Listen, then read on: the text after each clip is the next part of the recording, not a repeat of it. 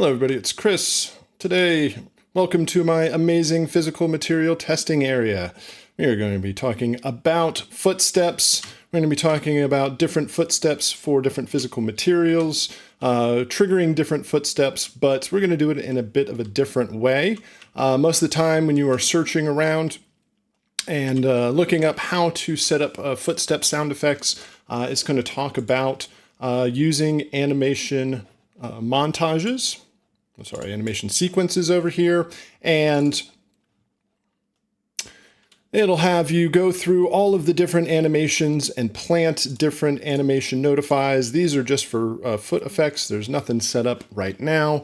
And you would have to go through, I don't know, quite a bit of these for this particular setup, for the rifle, the pistol, and walking and running, and go through all of these different animation sequences, placing animation notifies, and, well, there are some here to work off of. It might be a bit easier to, we're going to find another way to set this up so that we can start out with a very early prototyping system of how we can trigger footsteps. We are not going to use animation notifies and place them in animation sequences. We're actually going to set this up in blueprints. I want to preface all of this with animation notifies and placing the animation notifies in the sequences and montages is going to be ultimately the best way to approach footsteps for most games out there. Eventually you're going to have a large set of animations for a full game, and it would be best to go in and have a footstep system tied to animation notifies, so as those animations are triggered, they're locked to the exact frame that you want to trigger these sounds. However, today we want to start from scratch, and we want to set up a system that can trigger our sounds. Maybe we don't have any sounds recorded. We don't have any footstep libraries to pull. Well, we don't probably want to use footstep libraries. We want to record our footsteps and footstep and Foley. We don't have animation notifies populated in all of the animations. So where do we start from here? We are going to actually trigger this from Blueprint, and we are going to have the animations. The different footstep sounds triggered by by the movement of the character. And ultimately, what we're going to see is that the location of the footstep in relation to the character and the ground is going to trigger all of the sounds that we want. And you can hear my amazing sound effects right now. Well, number one, you can hear them triggering or switching between the different surfaces. And I hope you are absolutely amazed at my wonderful sound design here. Actually, this is not my sound design. Instead, this comes from Fab, just to get, again, up and started with some content, some material. I picked up this Footsteps mini sound pack. That is free, and it just gave me source material to pull from. And if I go back in over here,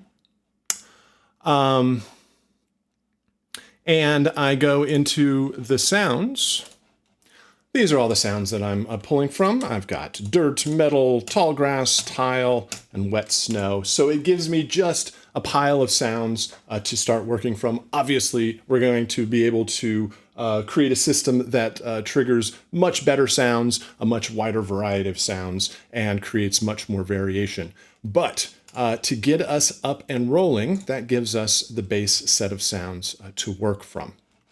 So the other thing you might see here is I got a little bit of debug popping up with our footsteps, so we know where those are triggered, and we can use that to kind of just verify how things are working. So let's talk a bit about how we can start this out.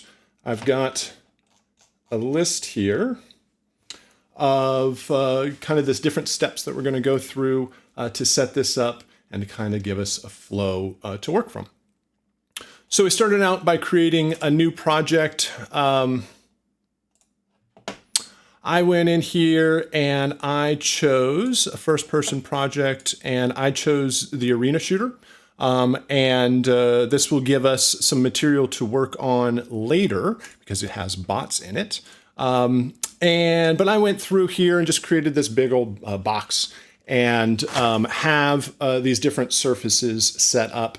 I'll talk about setting up the physical materials in a little bit, but first let's start talking about how we're actually going to trigger these footsteps to begin with. So let's see. We don't need that. Now we are going to start out by finding the first person character. And that is the BP first person character. I find this easiest to go and filter out by blueprint classes. And I can just locate it there. If I wanted to know where it actually was, I can hit Control B. And that will take me to the first person blueprints folder, which makes a whole bunch of sense. So I'm going to open up the BP first person character, and there's quite a bit going on here. We're not actually going to deal with any of this stuff right now. What we want to do is we are going to create two audio components, one for the left foot and one for the right foot. All we did was come in here and clicked audio and renamed these. We didn't do anything with the details over here. All we want to do is place these. So if you switch over to the view port, typically you're in the event graph, you'll switch over to the viewport, and down here at the character's feet, well, number one, you'll see the mannequin. This is just kind of the base Unreal mannequin that you use quite a bit. And we have a foot left and a foot right. And we do this just to place the audio components at the location, at least that they're going to start from. And then eventually we're going to attach these to the character. So as the character runs around, the foot moves, the audio component will attach there, will stay in that with the foot as it moves around. And then also is the place where the sound is going to play from when it ultimately triggers. All right, so that's all we're going to do here in our BP first person character.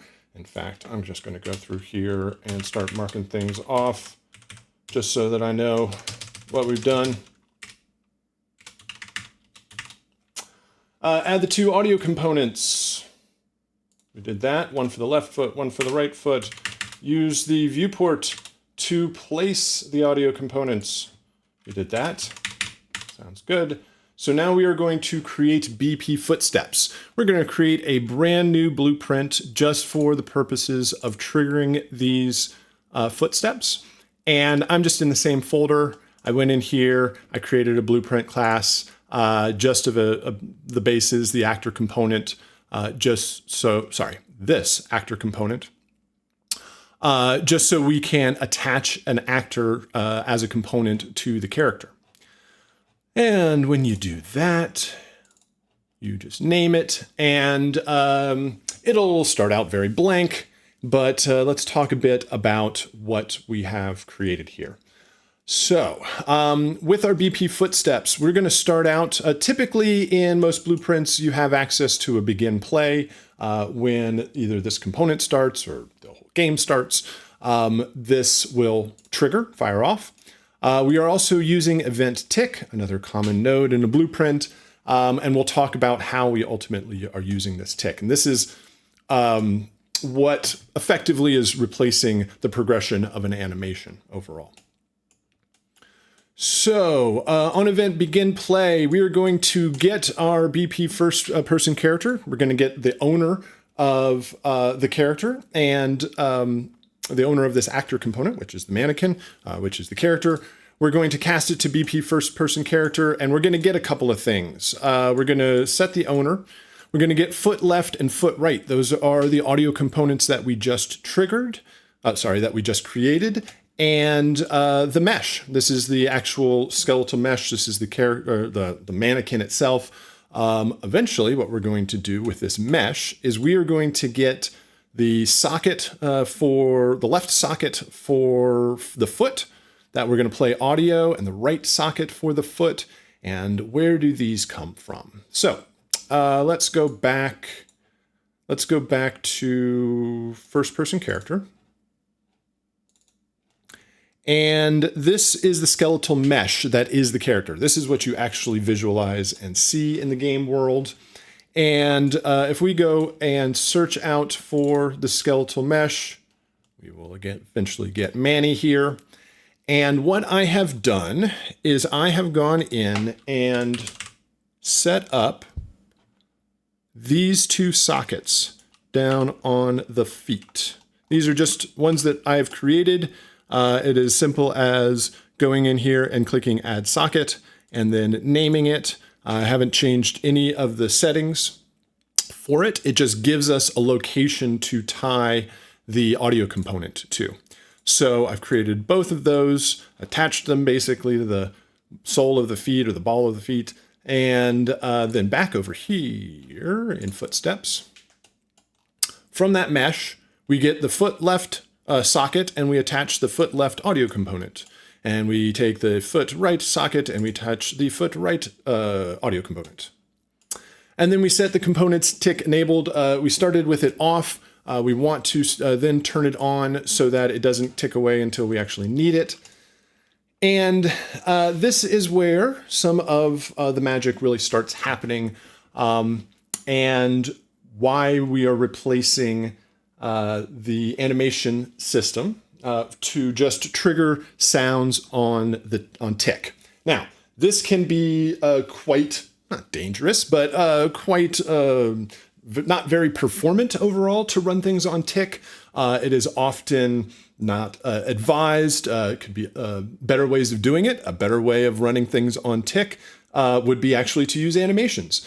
Because the animations are already rolling away to animate the character, why not put Animation Notifies in there to also trigger the sounds?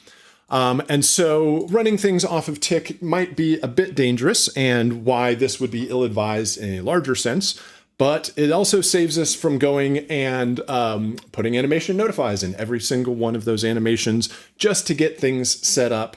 And I just want to play a sound. I want to hear my bad source audio sounds, and I want to figure out how I can improve that system and make it better. So I want to just start with my bucket of default sounds and then figure out how I can improve it. Okay.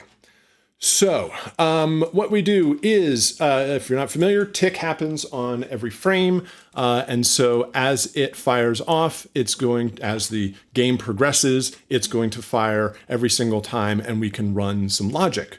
And this is going to maybe be overkill for what we ultimately need, because we don't need a footstep sound triggered on every single frame. We also don't necessarily want to check if we want to play a footstep sound on every single frame. So what we're going to do is create a filter ahead of that before we ever figure out what sound we need to play or which sound's going to play, we are going to figure out even if we should play a footstep. So in here, I have created a function for should play footstep. And here is where the fun actually happens. I get a lot of inspiration for this setup from two different sources. The entire exploration of a footstep system and triggering them via blueprints, I found that, let's see. Hold on, let me bring up website here. Okay, that's fine. Not quite 10. Okay, this AndyGBass GameAudio technical tips, line tracement replacement for footsteps. Really kind of was a great source of inspiration for setting this up. It goes into a lot of the detail, same setup of how you actually apply the audio components to the sockets, and then start using. Let's see, where is it? Start using tick to actually trigger the footsteps. I can't find it right now. And then it goes into why this is not necessarily a great approach.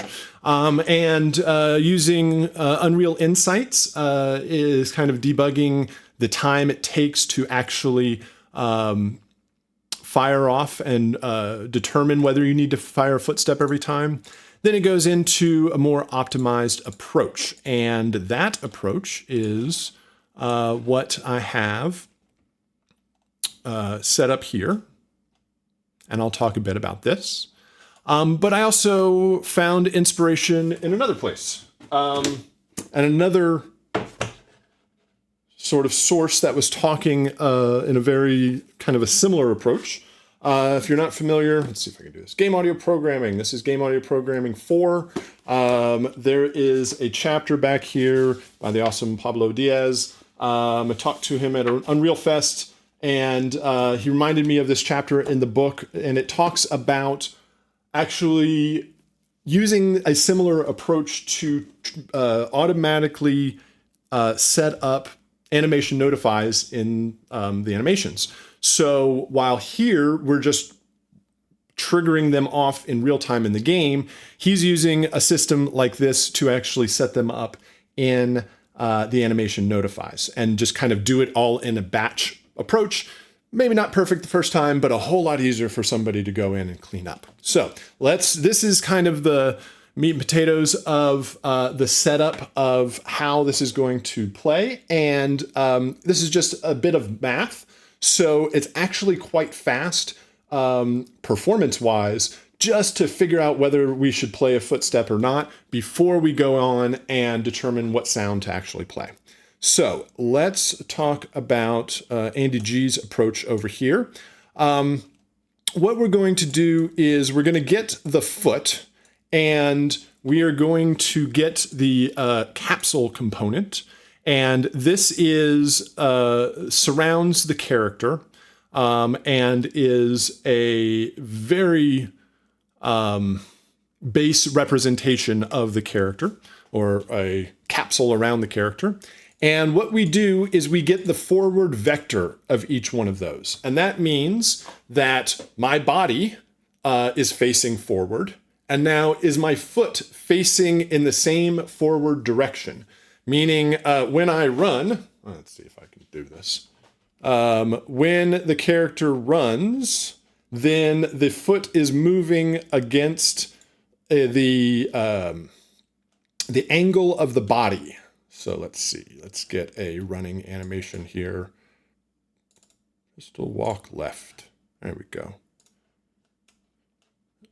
And this might be actually not a good example because it is turned, well, no, it would work against the base of the body. It's just the top is rotated. So the foot, is it facing forward? I'm actually going to go backwards, so it kind of walks forward. And if we kind of zoom in here, as this foot, it's facing forward, the same forward direction as the character, but here it is no longer facing forward. But when it actually hits the ground, it starts facing in the same forward direction as the character. No longer facing forward, and we can sort of gauge the idea that the foot is going to hit at the same point where it is facing in the same forward direction as the body. That is the very general idea behind this. So once we do that, then we do a little bit of math. We do the dot product of those two. We get the arc cosine, and we make sure it is less than an 85-degree variance. Basically, is it within 5 degrees of each other? Now, if you want a much better explanation of all of that and why it's appropriate and how this all works, then go check out Mr. Andy G's really cool discussion of it. Okay, so that's the first approach, and I wanted to test these out and see if one is better than the other, and I ended up, or I mean, it wouldn't be better, it would be more appropriate for my situation, and I ended up choosing both because either one of these can ultimately trigger the should I play the footstep, and if either one of these is true, then it's going to allow the footstep to play. The other approach, another thing that we can think of is, let's get the mesh, and we're going to get the socket. This is either the left foot or the right foot. And we get its location. And this is basically the location of the foot. Then we get the root component. This is the base position of the entire character. This is like the 000 of where the character is in the world. And not the world location 000, but it's general, no, it's specific location.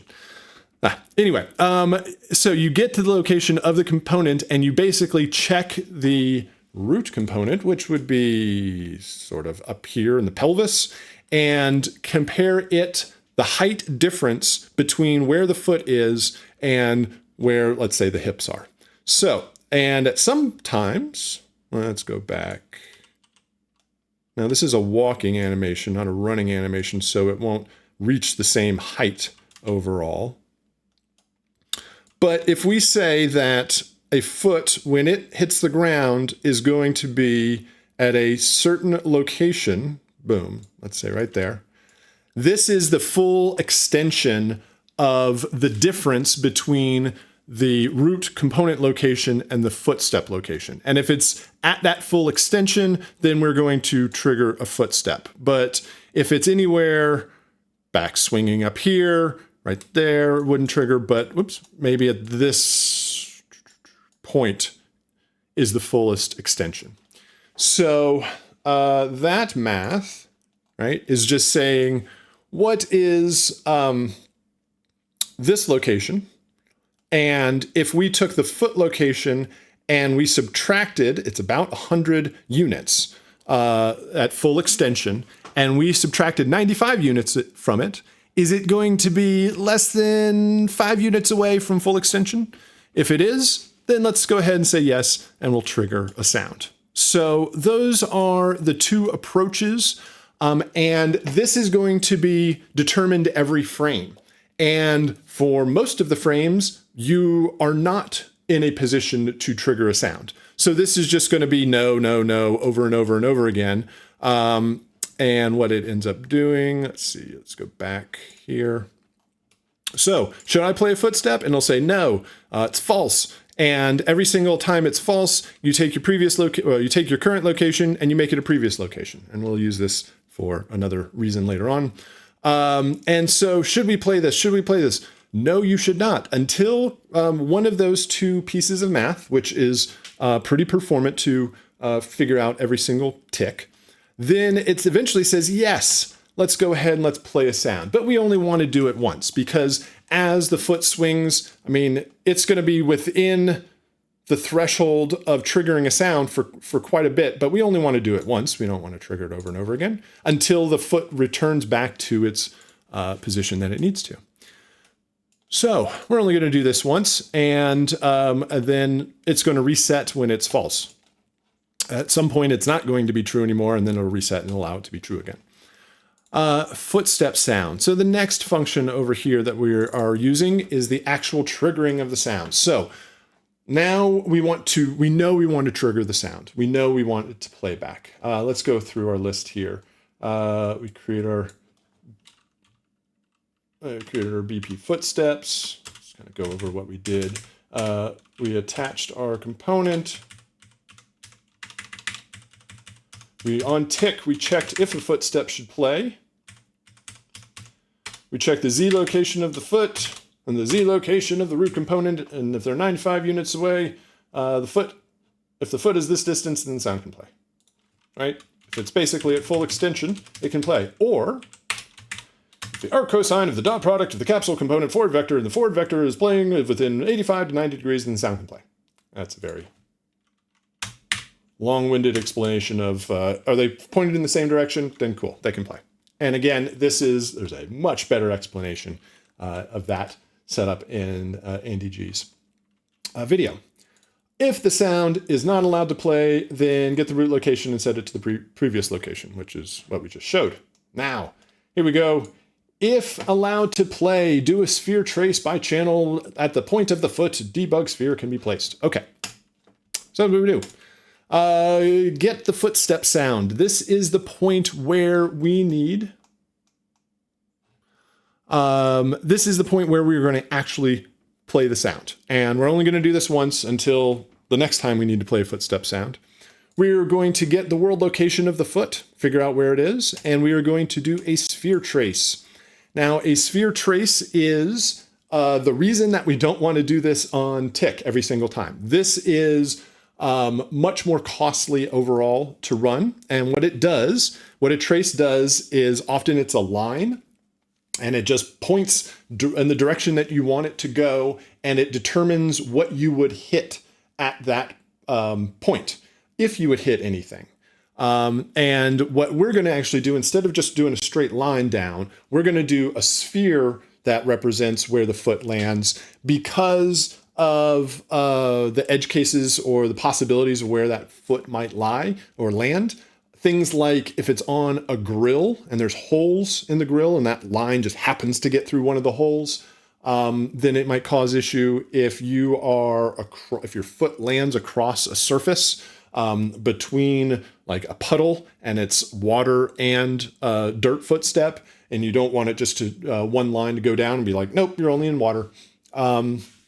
Then there's lots of different reasons that you might not just use a line trace. Sphere trace is a little bit more costly overall, but for our purposes, it's going to work. The other thing that we can do here is draw debug. And this is going to allow us to visualize those footsteps. And I just set it up to persistent.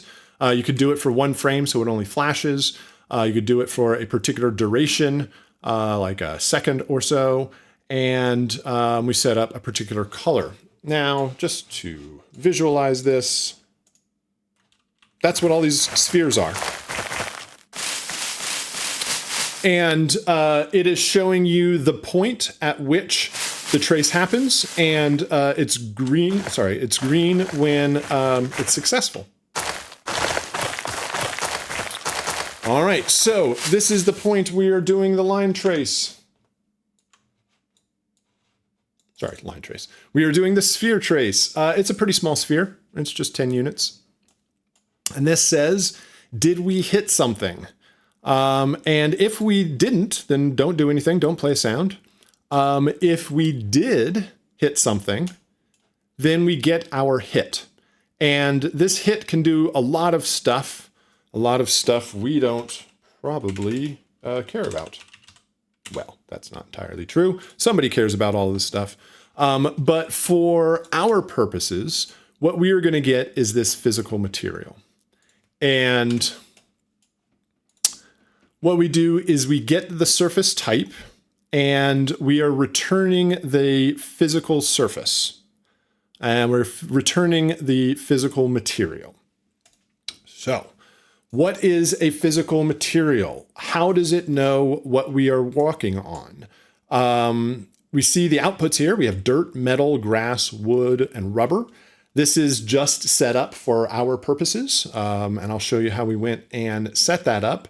And that comes from what we have in our game world. It also comes from our limited set of sounds. So let's talk about physical materials and surfaces and all that. So let's see, jump out.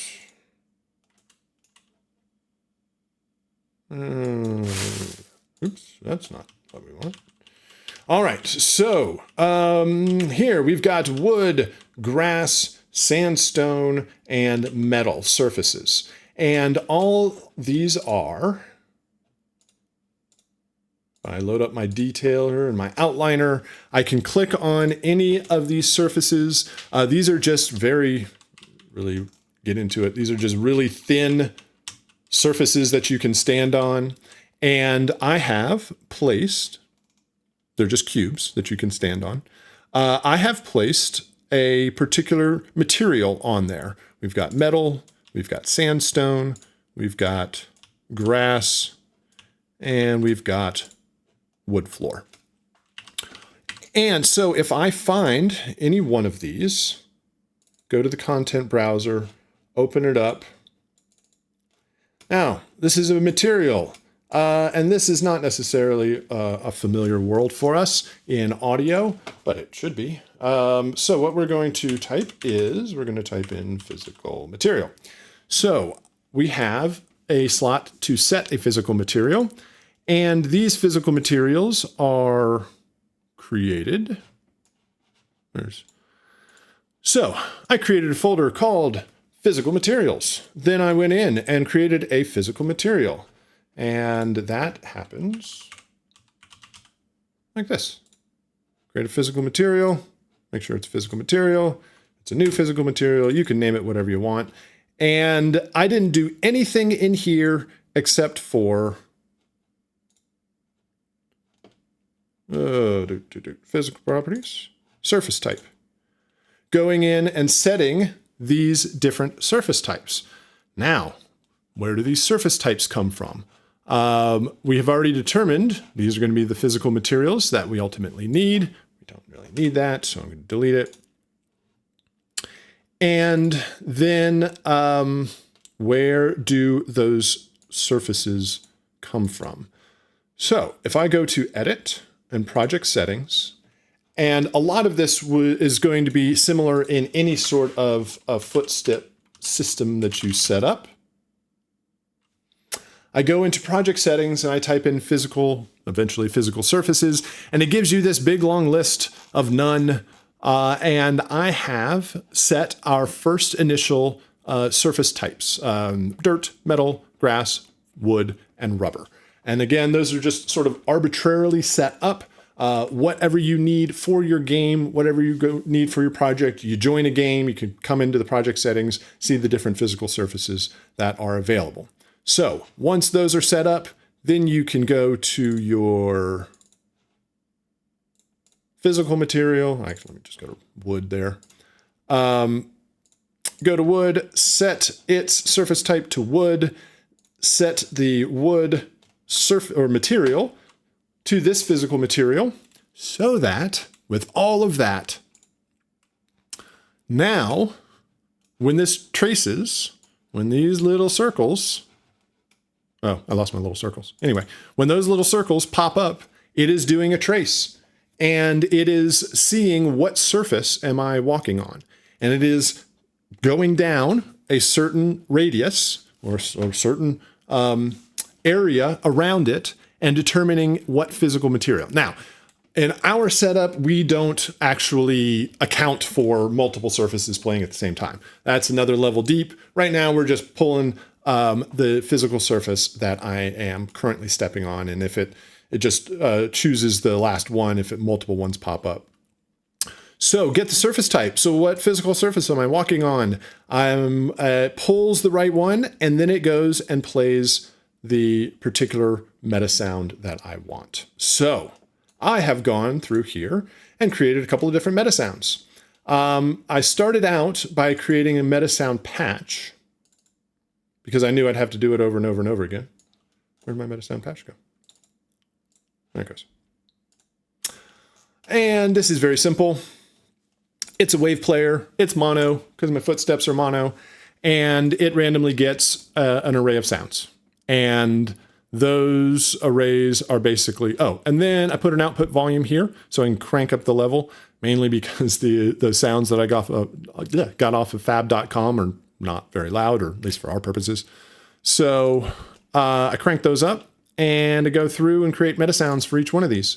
Basically the same thing. All I'm doing is setting up my array of sounds, just load my sounds in there and crank up the volume so I can hear it, at least for this presentation. So, where are we?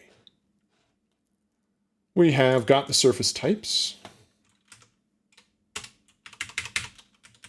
We have talked about getting physical materials. And then we play the sound at the location of the foot. Let's see, where did I go? Back here, back here, back here.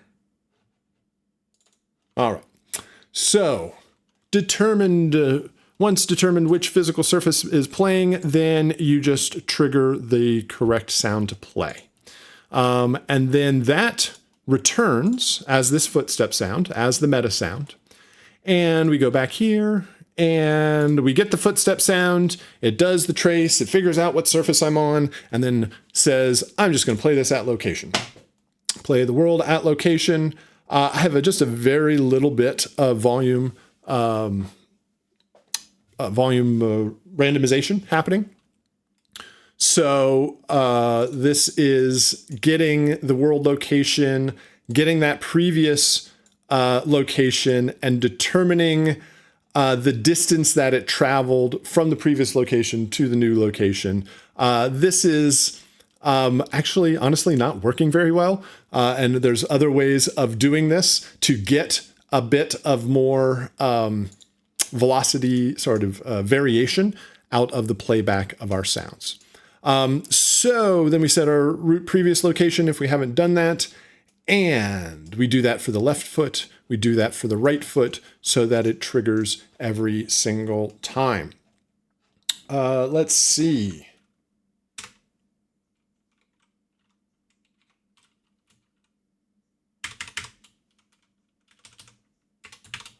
There we go. Now, what does this give us?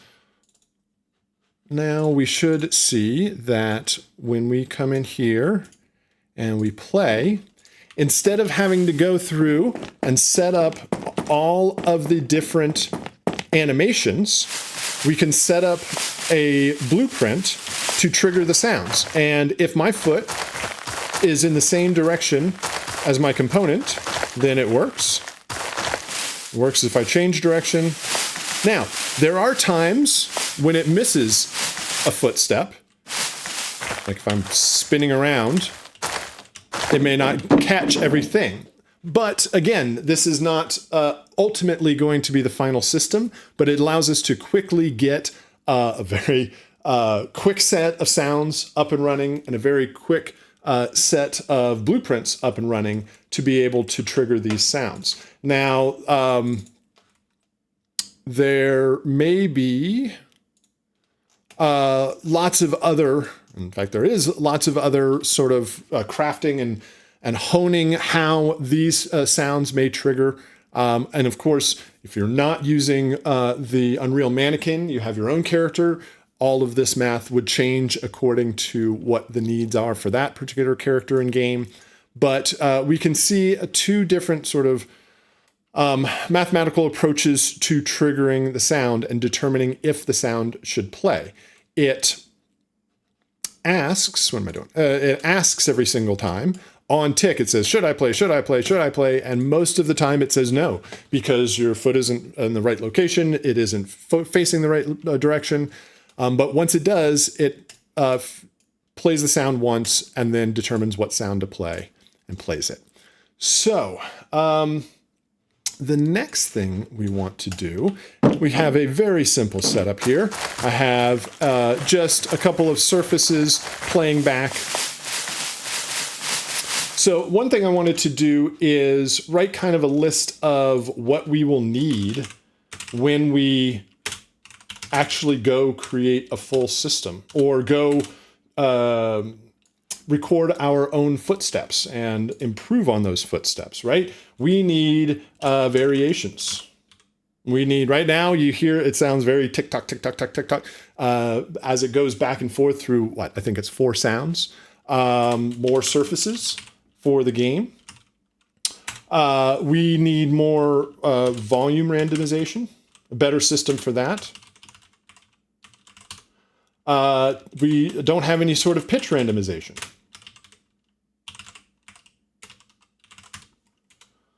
These are very common approaches for giving more and more variation to a sound. And so another thing is this is just this character's footsteps. What do we do when we have multiple characters? So if I jump out of here, I said earlier this was set up, oops, that's not what I wanted. This was set up in the arena shooter. And actually, if I just do this, this is what I built over here.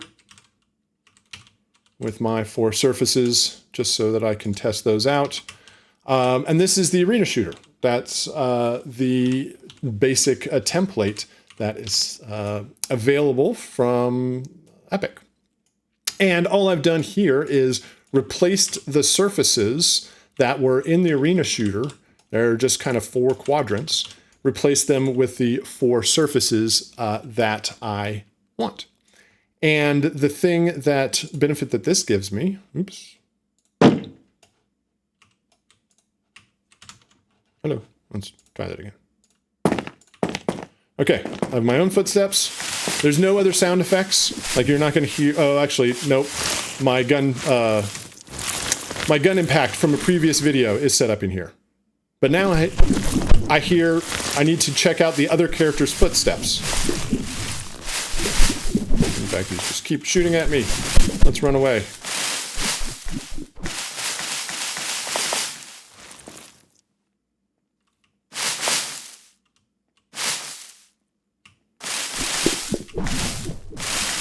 Hide. Oh no. Okay. We heard a little bit of the footsteps. Oh, and I died. So I can hear my footsteps, and I can hear the other character's footsteps. It doesn't sound wonderful, but we have something to work on.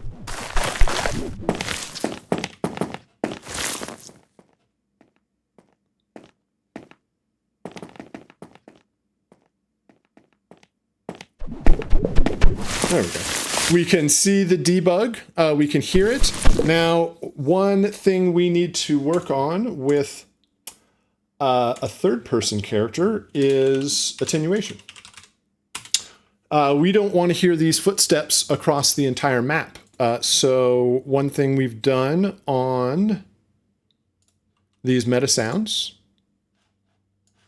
here is set up the attenuation for footsteps. And again, this could be developed a whole lot further, but again, it just gives us something set up on our, so that we don't hear the 3P character footsteps across the map. It's not something that you would notice necessarily just from your first-person character, because you're right next to your feet all the time. But when their footsteps are farther out, we have some attenuation, volume attenuation with an inner radius and a fall-off distance, and then air absorption of how much of the low-pass filter is going to be applied, how much of the high frequencies are going to be rolled off. So there's a lot to be dialed in here on all of these settings to make sure these sound as smooth as possible. But again, we are nowhere near the realm of sounding as good as possible currently. So we know that the other thing that we hear when playing against a bot is, let's see, we get there. Hear my footsteps, get this out of the way. And then hear their footsteps.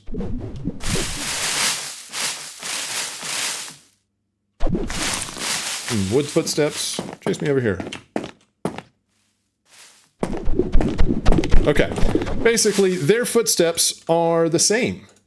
So it might be difficult to tell the difference between self, enemy, and teammate, or friendly. Let's do friendly.